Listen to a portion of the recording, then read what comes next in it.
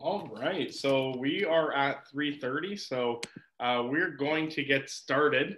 And I want to welcome you all for joining us today.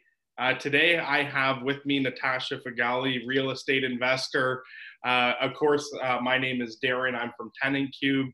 If you've attended one of these webinars before, you've probably seen me, but you haven't had a chance to meet Natasha yet. So to get started, Natasha, why don't you introduce yourself?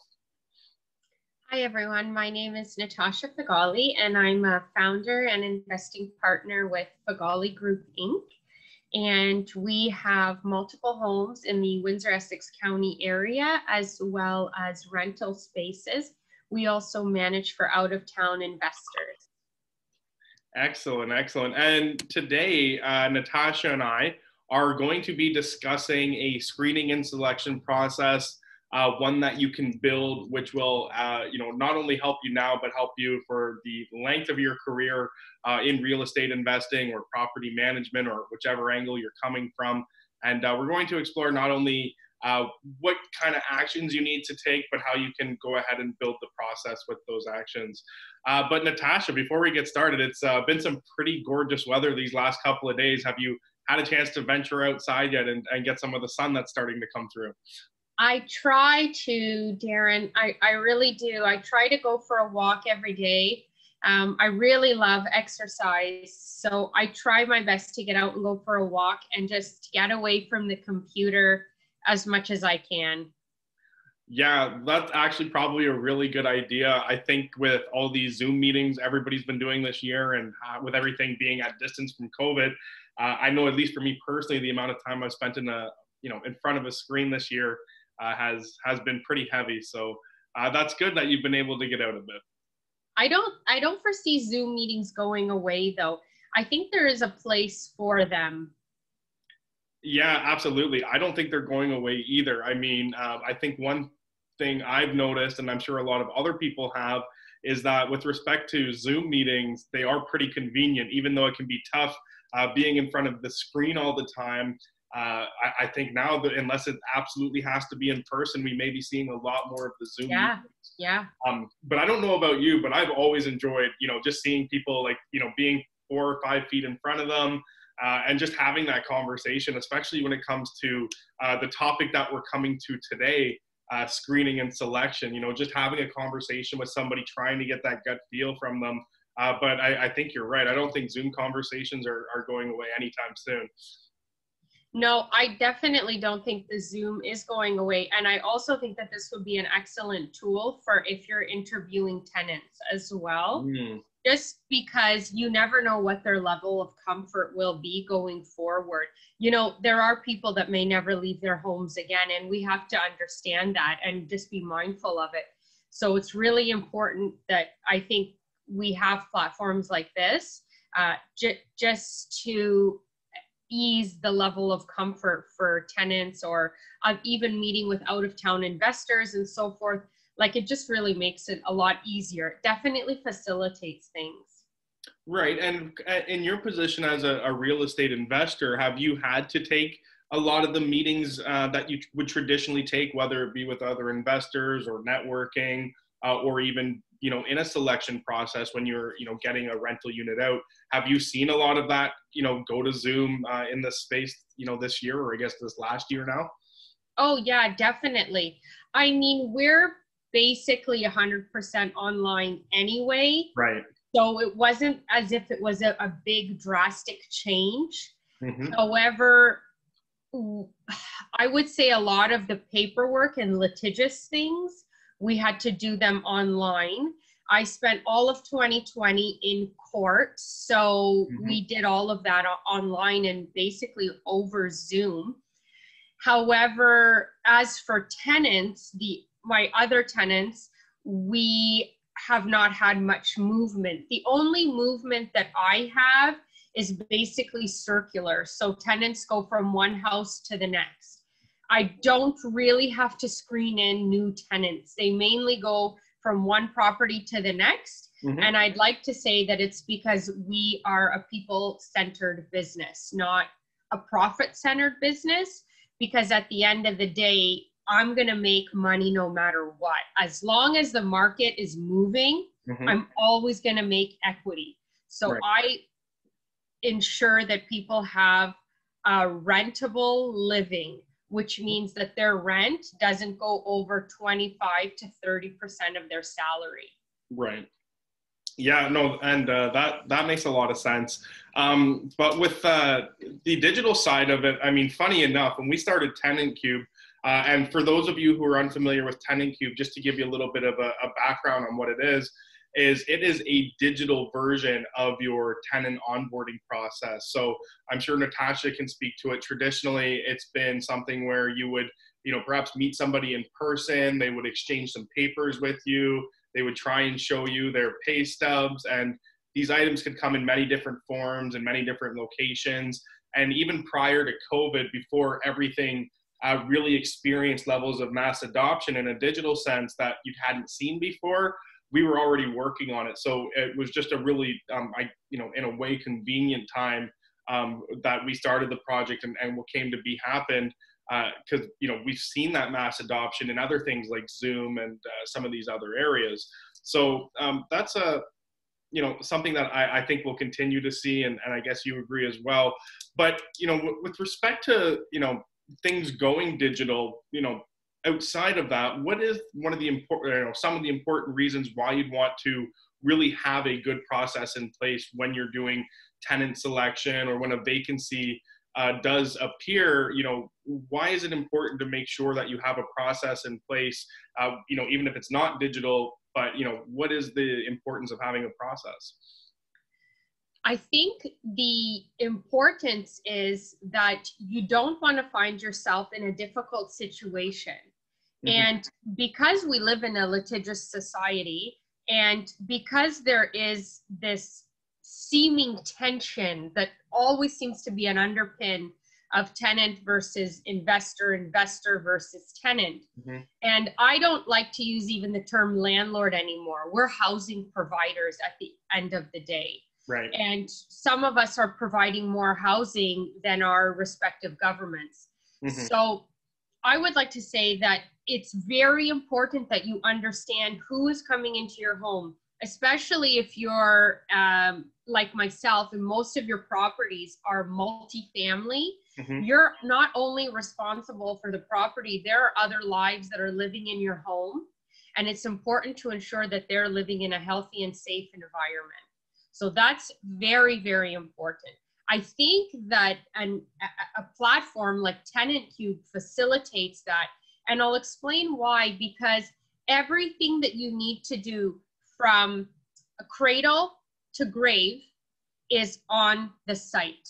So you can navigate through all of those documents, all of the things that you need in order to have the proper tenant in your home. And all of that is possible right on the site, especially for small to medium-sized landlords. They need to understand that this is 100% a business. This is something that I was very ignorant to when I first started. However, I've now grown with a lot of mentorship and a lot of learning. I've probably put in 2 years of learning just on how it works to be an investor and a housing provider in Ontario. And it's really important that you're organized and that you're following up and following through, because sometimes even a good tenant can go rogue. And especially if you're going to end up, let's say, at the LTB, which is a governing body, they're not really interested in who you rent to, what you do, how you do it. Their main job is to do their job. And you can't blame them. That's what they get paid for. Even though last year I would have blamed them, but I was really ignorant then. Now I see it from both angles. I see that, their job is to do the litigation, the judicial portion. Our job is to find the right tenant. And that is something that is very important. And, you need to have a streamlined process that doesn't discriminate against anyone. However, you need to have, let's say, things that you peg as important. And that could simply be that someone's credit score is above 650. However, if they do provide that, and then you can have a conversation with them if it's under 550. I say, for example, had a new tenant come in, which is rare. So I always feel like a new landlord when I have a new tenant, and it was under 650. I usually don't even look at people if it's under 650. And another big question as well is, you know, how important is their credit to them? Because if their credit isn't important, if we go to court over an issue, they don't care. So that's another thing for me. That's just another peg that is very important. And the tenant's credit was below 650. However, we had a conversation. She had all the evidence provided to me, and it was a win-win for both of us, and she got keys to the property. So, I mean, you can have a global look at it, but then, you know, you also have to have conversations with people, because sometimes it's very easy, especially in the last year and a half, to run into a very difficult financial situation. Right. And I think that Tenantcube provides a platform to go through the preliminary documents, and then you can go ahead and follow through with tenants that meet your threshold. Yeah, and that's some good information. And that actually leads me to a couple of things. So the first thing is, while Natasha was giving us all this great information, it reminded me about a question that I had for you. And so this will actually encourage me to tell you guys, if you have any questions, please type them in, whether they're about investing, whether they're about Tenantcube for Natasha or myself. Any questions related to the subject matter, we're going to answer those at the end. So please feel free to put them in the chat so we can have a chance to answer those for you later. Yeah, a couple of things. Like the first thing you touched on was, you know, the credit score. That's actually one of the pieces we use of what I call our 3 pieces of confidence here in combination with Tenantcube. And one of them is not even involving the technology. So inside Tenantcube, you get your digital application, you can access credit reporting, but also the third one's a personal item. Like you were saying, you have to make sure they're a good fit. So that third piece of confidence we use is the interview. So whether it's done over something like Zoom, like you had alluded to earlier, or it's done in person, you do need those 3 pillars, because if you can sit there and say, 1, I've done the credit check checks out, the application looks good. I believe you said your range was 25 to 30% income to rent ratio. So that's another pillar that you can check off. And if you have the application, the credit score, and then you get the interview, I think between those 3 pieces of confidence that you can be pretty confident in your decision making. But to the question that I had that came about from what you had just said was, with the multifamily, would you say there's an extra layer of difficulty in screening and processing for a multifamily opportunity as opposed to a single family unit?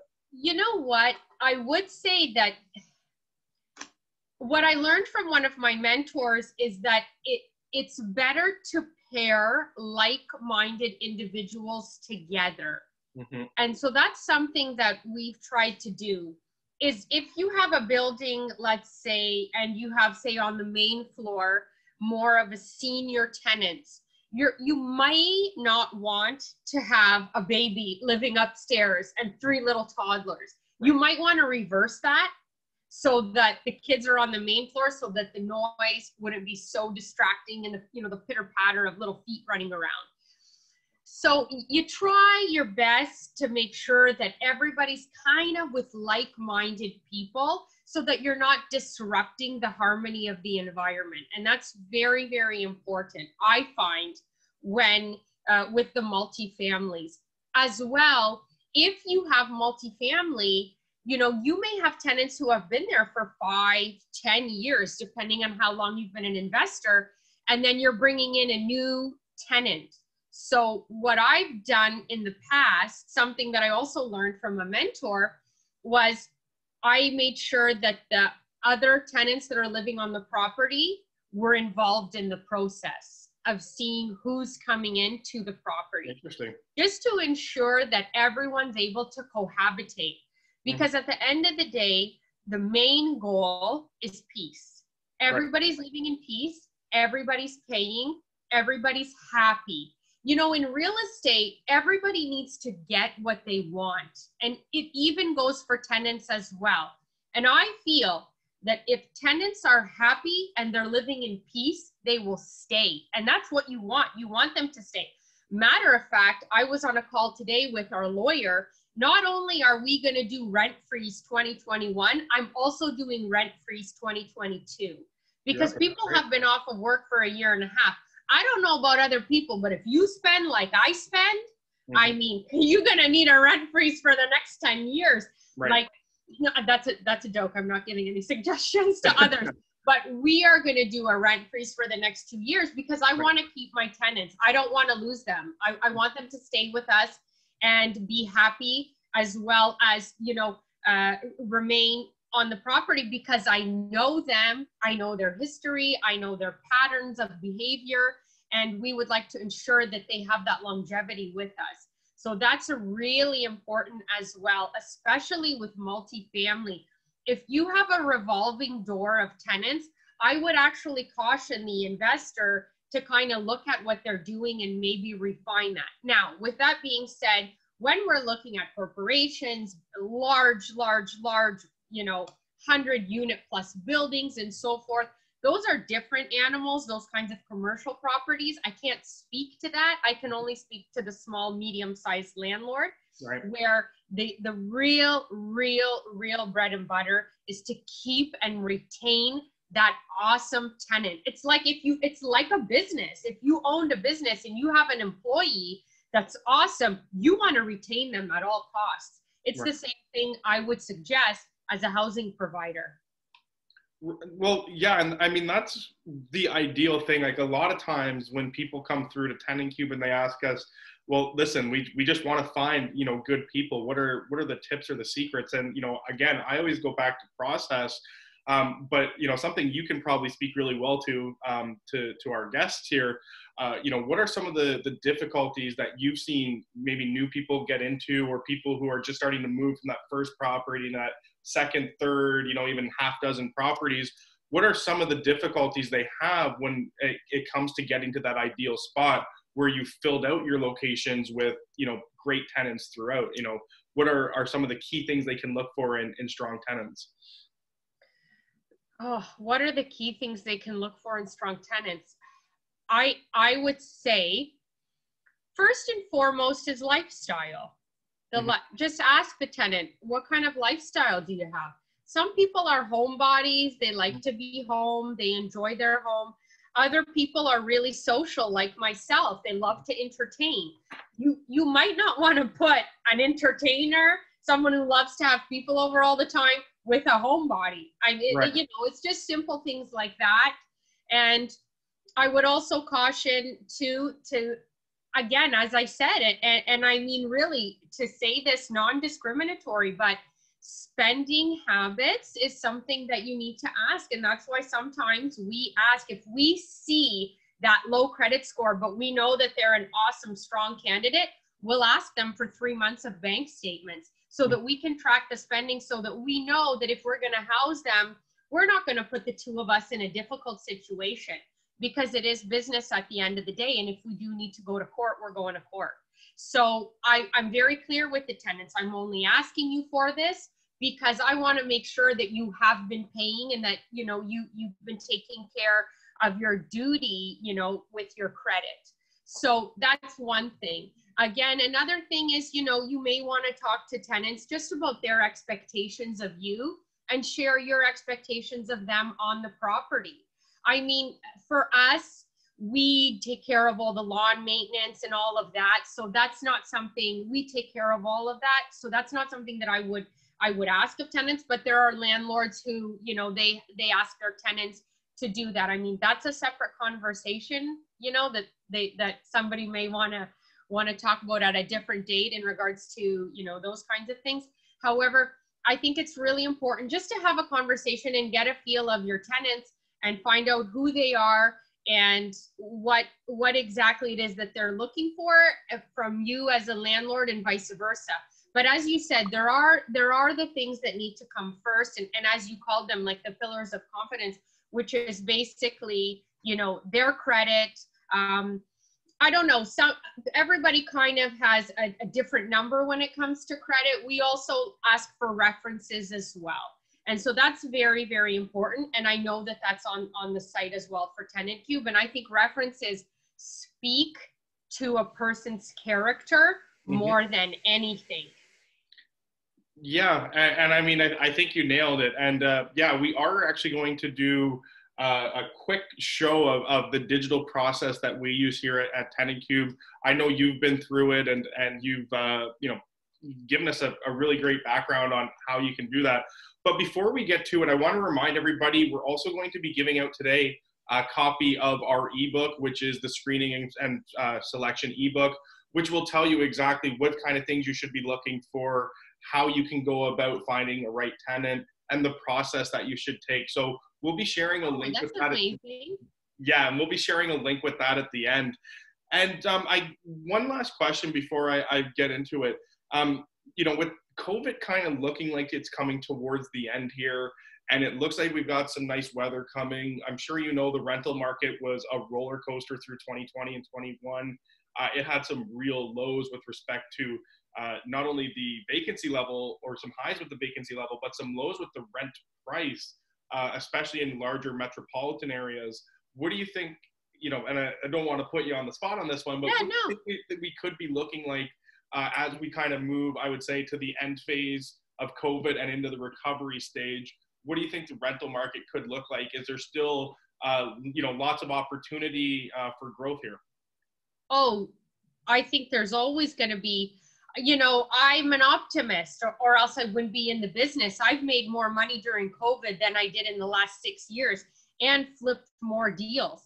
So I would say that there's definitely an opportunity for growth. We always have newcomers coming into Canada. This is another thing. They're looking to be housed as well. So I actually think we might go into a shortage. I think we're already in a shortage of available housing and available rental housing. So I definitely feel that there's a lot of opportunity. I don't know, rent, I would say depends. Small landlords can choose their rent. I think larger corporations kind of have set standards that they go by. I think when it comes to rental prices, you know, everybody's kind of different. I know landlords that are next door to me, and they're doing $1,600 for a 2-bedroom. I only do $1,200 for a 2-bedroom. So for the rent price, I would say it all depends on, like, let's say metropolitan and then secondary cities. It all depends on the demand, if there's a lot of uni students or not, or, you know, if there's an upswing in, you know, growth in the city. I think those are all factors that come into play with it. However, for us, it doesn't really matter what happens. The rental price is set. It can't go more than 30% of their wage or of their earnings. Right. Yeah, no, and I think you've kind of nailed it, because I mean, I'll just put an example out here. And if you've had to rent in the last couple of months, I know you know it, and anybody who is on here, if you've had to rent out a property, I recently listed one of the properties I help manage, and what I noticed was the amount of volume of applications is unbelievable. And I don't think this matters whether you're whether you're on the outskirts of the city, in the city, or kind of out a little bit further in the suburbs. I think the people are looking for a change. They've been locked up all year, and you have people who are comfortable in their situations. They're looking to change, and there's going to be a lot of turnover in the upcoming year or two here. And now is the time to really make sure you find those good tenants and lock them in. And Natasha, what I'm going to do now is I'm going to share my screen with you and the audience, and we'll just do a quick run through of the things that you've talked about with building the process, our 3 points of confidence, and how we can use them to more effectively find the right tenants. So, all right. So you guys should be looking at my screen right here. I'm hoping you guys can see. I'll just check in chat here. Can you guys see my screen okay in chat? I can see your screen. Wonderful. Well, that's that. If you can see it, I'm sure everybody else can. Everybody can see it. So the first thing you're looking at right now is this is a property repository. So if you have, like Natasha, you're an investor, you have multiple properties, this is a launching board for your onboarding process. So the idea to find a strong tenant is to attract, screen, and then convert them. But to attract them, we need to list a property. So I'm not going to get too much into the property addition, but once you add a property, as you can see here in the top right on the red button, you fill out the details and it ends up in your property section. From there, we'll then be able to generate a listing which can be shared directly.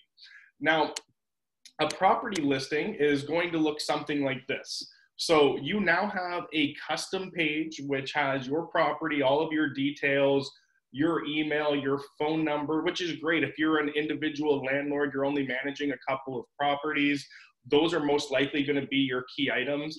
Or if you're, like Natasha, and you've got a few more properties, you may have some social media feeds that you use to grow your business. These items are just going to be a way to help communicate this application to other people and get some of that back and forth going. Now, you'll see here there's an Apply Now button. Well, how does somebody get to this page? You can very easily share it with them. Now, my recommendation, and Natasha made a great point about the interview of a potential tenant. Well, if an interview goes well, or you've had a little bit of chance to online chat with them to better understand who they are and learn about their personality and their hobbies, and you think, I want this person to apply, through a simple copy link or through just their email, you can actually go ahead and invite them to apply. So this is the first step. Now, one thing that's often been disconnected is the actual application process. So I'm sure you've seen, Natasha, you get all kinds of inquiries when you post a property up. Well, the application process is going to be the first piece of the screening process. So between a strong application and the other items, which are the credit report and the interview, that's our first piece of the 3 pieces of confidence. Now, the next item is when an application actually comes through. You'll see here I've got some applications that have come in. I can go ahead and I can check out the details of the application inside Tenantcube. So traditionally, you would get maybe a written application, come in the direct paper form, or they'll email it to you, and then all these other documents, they're emailing you pictures of their license. Natasha, when somebody sends you something outside of something like Tenantcube, are they sending you multiple emails, text messages, trying to get information all over the place? Well, we prefer that they put everything in one email. Okay. That's preferred, but I can't say that always takes place. Right, and that's what we're trying to eliminate is, the excess paperwork, the multiple locations for multiple items, and I can very quickly go through all of Jane's information, all of the information I need to know. And you said personal references were a big one, right? Well, yes. The references are already built into the application so that you can very easily just go ahead, copy their email or grab their number and quickly start that verification process. Now, as this application progresses, we've talked about the 3 pieces of screening and selection, the application being one. Well, the second one is the credit report. Now, a credit report can be purchased by the landlord, property manager, or even purchased by the tenant at the request of the user here. And a credit report can be constructed, which will provide you a detailed credit and background check. And assuming that we're okay here, we're okay with the actual application, so the credit report, the application are good. We've now conducted an interview as well, whether that be through Zoom or in person.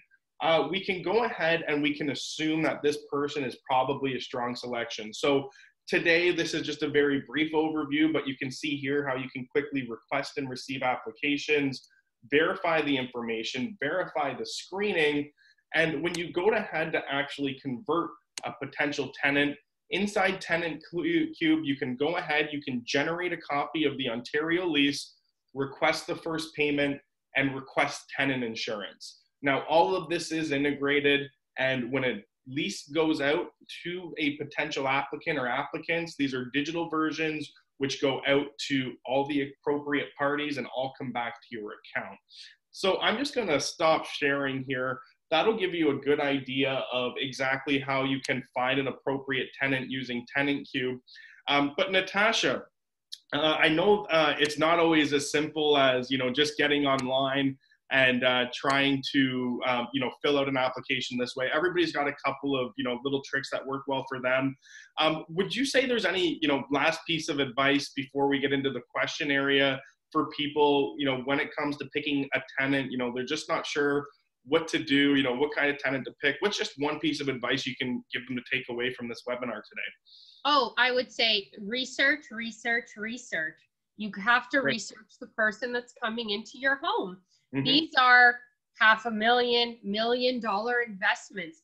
If you bought a Maserati, would you give anybody the keys? Probably not.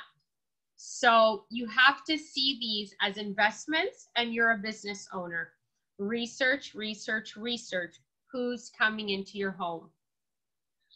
Excellent. And I think you nailed it. I think the big thing is, just having those 3 points of confidence, and again, knowing exactly who you're bringing in, who you're going to lease to. Now, as discussed, I'm going to produce the ebook URL, which we're going to email out to everybody as well. But you should see in a moment here that we're going to have an ebook in chat for all of the attendees. But Natasha, if it's okay with you, I think we'll go to questions, because I have seen a couple of questions come through. And all right, and here is your link, everybody, for your ebook. So Natasha, I'm going to get started with the questions. First one to come through was, what is one part of the screening process a landlord should not skip? The credit. You have to do the credit check. That's mandatory. It's mandatory. It has to be done. And I'll give you an example why. We inherited a tenant who had no credit, doesn't care about their credit.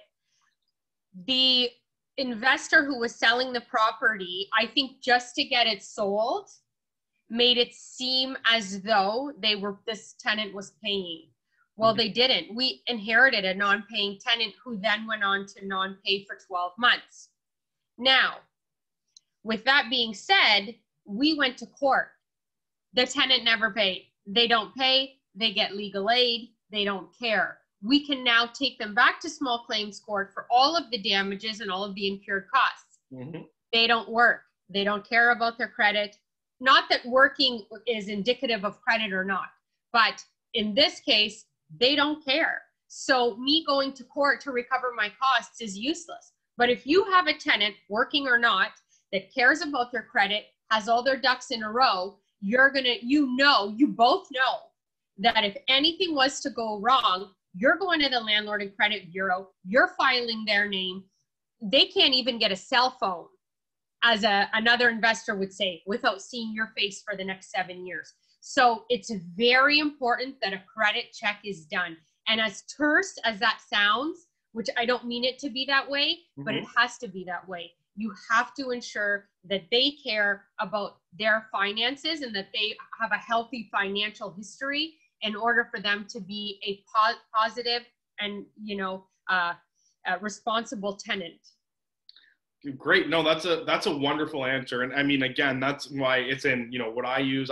Again, the 3 pillars of confidence, the credit report, the interview, and the application. And that's exactly why it's in there, because it gives us a lot of information that you're not going to get from an interview and you're not going to get from an application. It's a third-party verified source, right? And we've got another question, which I think might be a follow-up to your last answer. And it says, it costs money to purchase credit reports. Market is hot with every listing, which, yes, I've seen this. This is why I mentioned it earlier. Is it worth using a credit report on every application? No. Definitely not. They provide you with the credit report, and it has to come right off the site. Yep. Some landlords do that, others don't. Some caution that you pull the credit report. I'm going to let everybody do whatever they want. On different platforms like Tenantcube, the platform will pull the report for you. It's up to them, but if you're using Tenantcube, it's easy because Tenantcube, it's all encompassing. It'll pull it for you, and you would only really do that for, say, your top 5 prospects.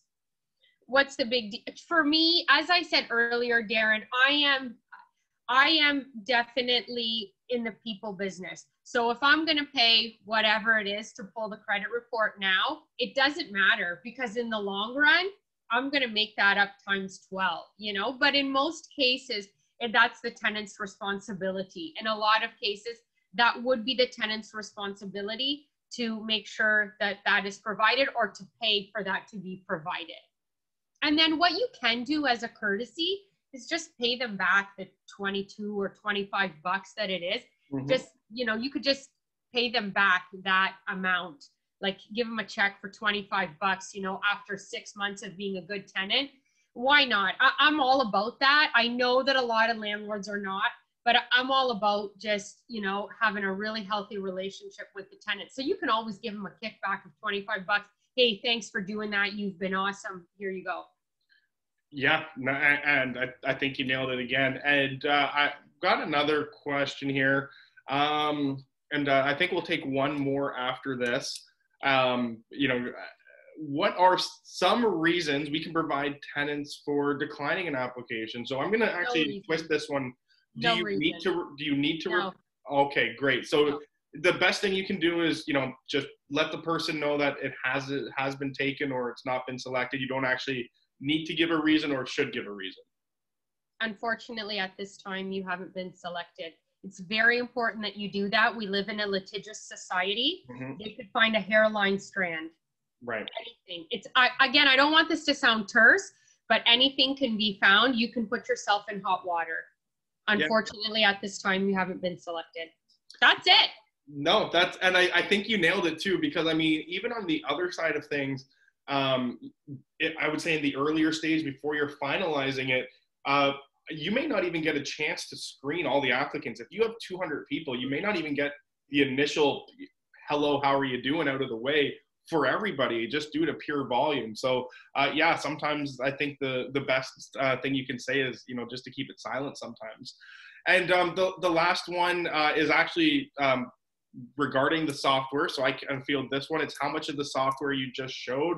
Well, we do have a free trial. You get up to the first 2 units for free. Beyond that, we have a $29 promotion. I won't go too much into it, but you get up to 10 units for $29 per month for life, and just a small unit cost after that. But if you guys have any questions regarding that sort of thing, please feel free to call us, email us, reach out to me on LinkedIn or Facebook, or anybody from Tenantcube, or even just visit our site at tenantcube.com. But with that being said, you know, we're getting up towards our time here, and we may have gone over the half hour with the questions. That's okay. So I do want to thank you, Natasha, for coming on with me today, and just telling us a little bit about the screening and selection process, and, you know, what to keep in mind for picking that next tenant. Thank you so much. I'm really grateful. Thank you for having me. And I'm appreciative of you and Andrew. And again, I think Tenantcube is an excellent, excellent platform for housing providers and investors to use. Great. And if any of you guys have any questions for us or for Natasha, I would encourage you to reach out to her on Facebook or LinkedIn as well. I know she's easy to get a hold of, and you know, from either side, you know, we'd all, you know, be happy to help you in any way we can.